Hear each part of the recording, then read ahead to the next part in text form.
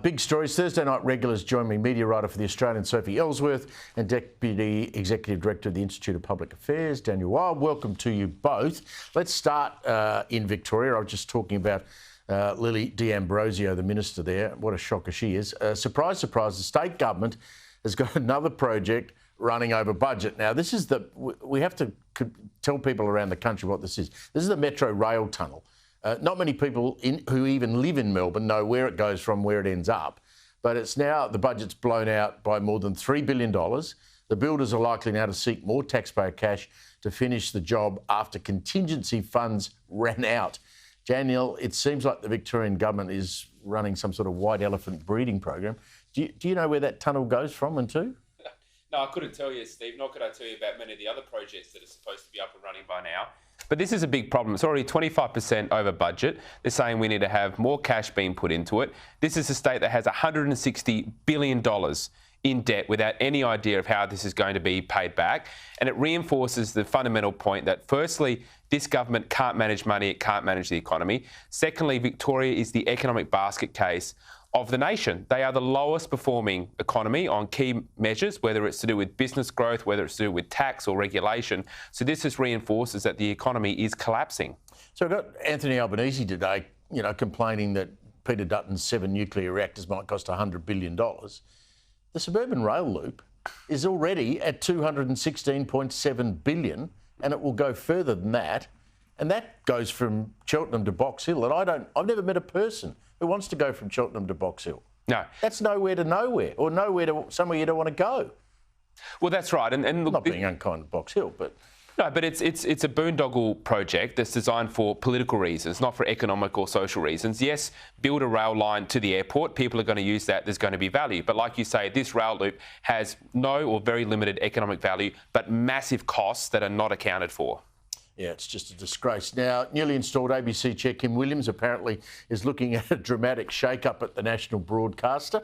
He made a speech last night. It looks like he wants more money. He's going to aim his anger, I guess, at the underperforming radio arm.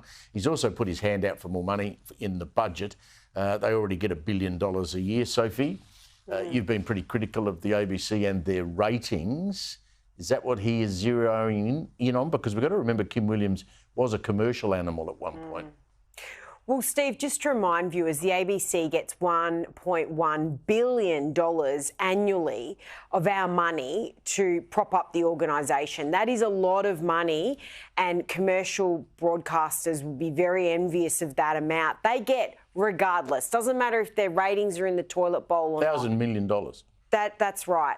And in their latest annual report, their audience reach this financial year is at 67%.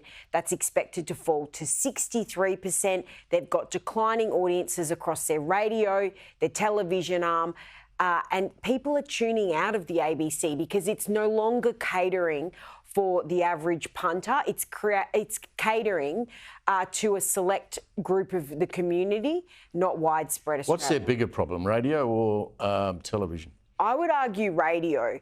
They have had a massive overhaul of radio. Steve, you would know with your extensive radio career. They've had to absolutely try and turn things around, but their audiences have been plummeting across all of their stations and all of their networks. I might help. I'm on ABC Morning Radio tomorrow morning. Great. At an outside broadcast in the Preston Market. That'll be brilliant. Fun. With Raph Epstein. With Raph Epstein. Fantastic. Yeah. Daniel, there was they do a ranking of the most trusted media sources. I saw that came out overnight, and the ABC, which has always trumpeted, the Australians trust the ABC, they've slipped to number 2. Wow. SBS has gone to number 1. Wow, that's significant. And the reason for that is, building on what Sophie said, they don't represent the views of the average Australian who have to pay for the ABC, and they don't allow a debate. I mean, all you have to do is look at the Voice to Parliament. They refuse to have those on the no side on. Look at the climate debate, look at COVID. They refuse to have both sides of the debate represented, and that's why Australians are tuning out. Look at the way someone, Sarah Ferguson, treats Peter Dutton or any of the Liberal ministers when they go on. It's but Steve, I will add in what Daniel's saying there, with that they won't have, for example, the no campaigners. A lot on the Conservative and the right-leaning side, they don't want to go on the ABC. You look at Q&A and they have a panel absolutely stacked, as we saw in The Voice, all yes campaigners, and they struggled to get a no I went campaigner. on Q&A so why once would and you? got stitched up. And So why would you go back for that? You wouldn't go back. It is official. Australia's big spending Labor state governments are adding, it seems, to the cost of inflation with all of these major projects. The bill that could hit $800 billion by 2028 of national debt. This comes a few days after the Reserve Bank warned about inflation. Governments are adding to that inflation problem. So it's the government who keeps saying we want to fix the cost of living, but they're causing part of the problem. Well, that's right. And you add the federal debt, which is approaching $1 trillion. That's $1.8 trillion. Now, our entire economy is about $2.2, $2.3 trillion. So we're really getting up there. There's a couple of things here, Steve. Obviously, this spending is inflationary, so it's cranking up demand. We've got mass migration, which is increasing demand. At the same time as our supply capacity is coming down, our productivity growth is dropping. So you've got those two problems at the same time. The government's got no answers for how to firstly pay down the debt, or secondly, how to get the economy growing in a way that's not dependent on population growth, but we're actually getting productivity moving. So this is a pretty fundamental financial problem that we're facing. And Sophie, I don't know if you saw much of the coverage today of the reaction from Labor to the Dutton nuclear plans.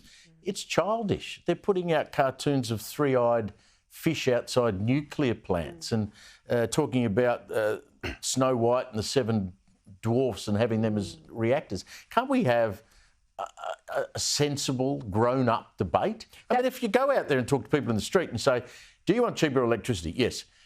Are you running a business and do you need it all the time? Yes. Would you like every sort of resource to give you that electricity? People go, yes. But I think, Steve, this shows to me that the government is concerned about this. This is a threat to them because, for once, there is a real point of difference now between whether you're going to vote for the government or the opposition. And I think Peter Dutton has obviously made that decision to go down this route. We still need to know a lot more about it, such as the costings. But yes, putting out images of three-headed fish and whatever, I don't think that's going to really Daniel, vote. to Sky's credit today, they were the only network, as I understand, that went to every location of where those seven reactors will be, and they spoke to real people. They went into pubs, they went into shopping centres. They got a mixed feedback on whether you'd want it there or not, which is natural. But the majority of what I saw was saying, well, if it brings jobs and it means my power's reliable and cheaper, bring it on. Well, I mean, it's important leadership from Peter Dutton and the coalition to take this big policy to the people. The point on cost is a critical one, and I just think about it from this perspective. Labor's saying we need about 20,000 kilometres of transmission lines, plus the big towers, plus the concrete wind towers, plus the solar. No costing. No costing on that, and they're going to plug it in and develop an entirely new system. With the nuclear plant, you got a coal plant, you take that out, you put the nuclear plant in. How is that more expensive than what Labor's doing? No, and what does Chris Bowen say if you say to him, OK, if you want the complete costing of Peter Dutton's plan to build nuclear reactors, can we have the complete costing of what it's going to cost to carpet bomb the country with solar panels, wind turbines and transmission lines?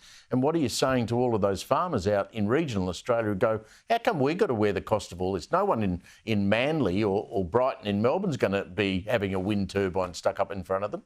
I mean, both sides, I just would pray and hope that we could have some sort of mature adult debate. It's not going to happen, I don't think.